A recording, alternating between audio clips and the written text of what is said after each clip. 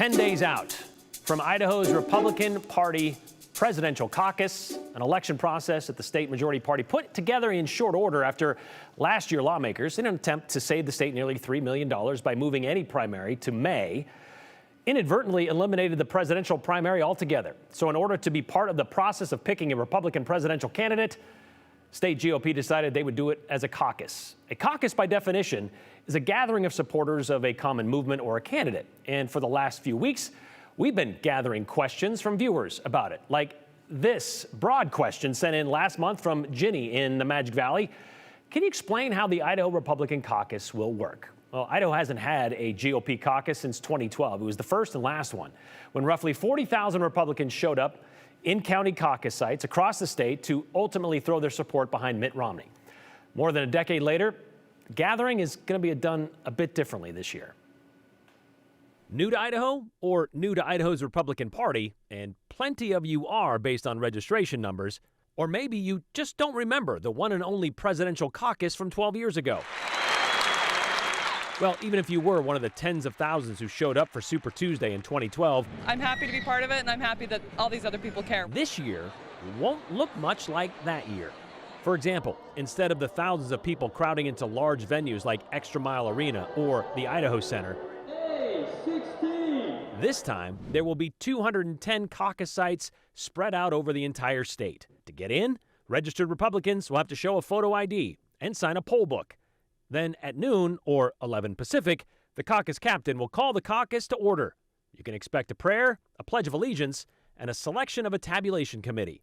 After the formalities, the formal process begins with a 5-minute presentation by each candidate or from a representative of that candidate. Or, more likely, a video from each candidate will be played. Then the voters do what they came to do: vote.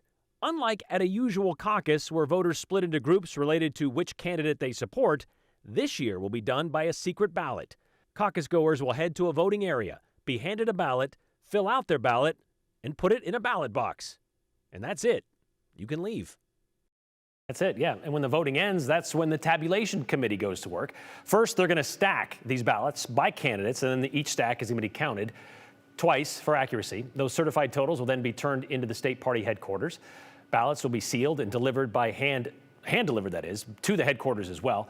Then another committee is going to count to verify those totals, giving the victory. And all 32 of Idaho's delegates that are going to be sent to the national convention, that'll go to the candidate who gets more than 50% of the votes. And if no one gets that majority, well, the delegates are broken up accordingly based on the results. Okay, so that is how it will work on March 2nd. But that wasn't the only question we got. Like Bobby in Boise wanted to know, why couldn't the party just reinstate the primary instead of doing a caucus? They could if they wanted to wait until May. That's when the other primaries are held. But this has to do with what happened last year at the State House. We used to hold those presidential primaries in March, but House Bill 138 was trying to consolidate those presidential primaries with the regular primaries in May. However, it scratched out any March primary completely.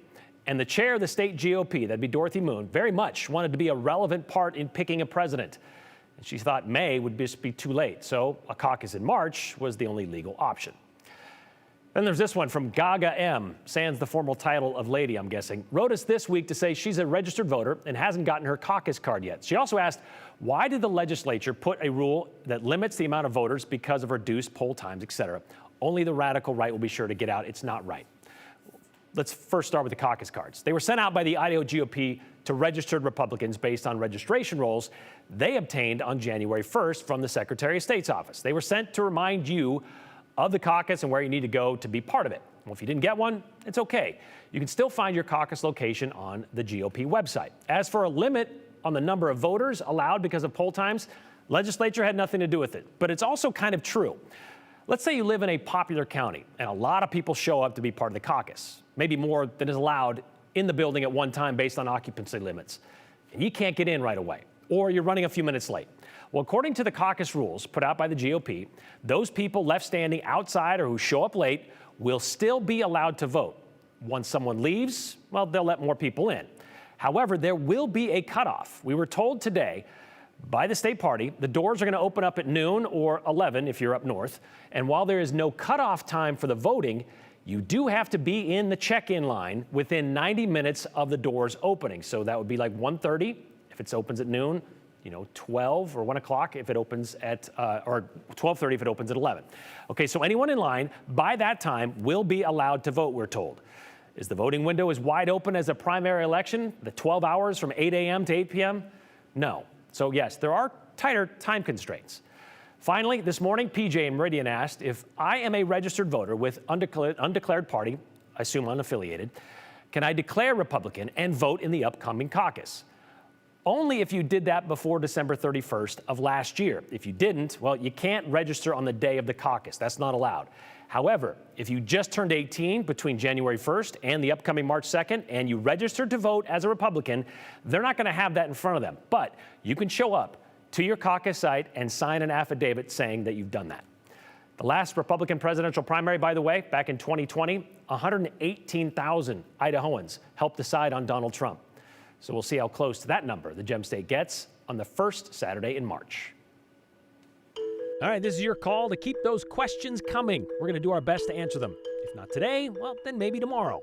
You know the drill. Pass them along and text us anything else you have to say about the 208 to this number, 208-321-5614. And if they're clean and concise and clever and include your name and the hashtag the 208, we could share yours with everyone else.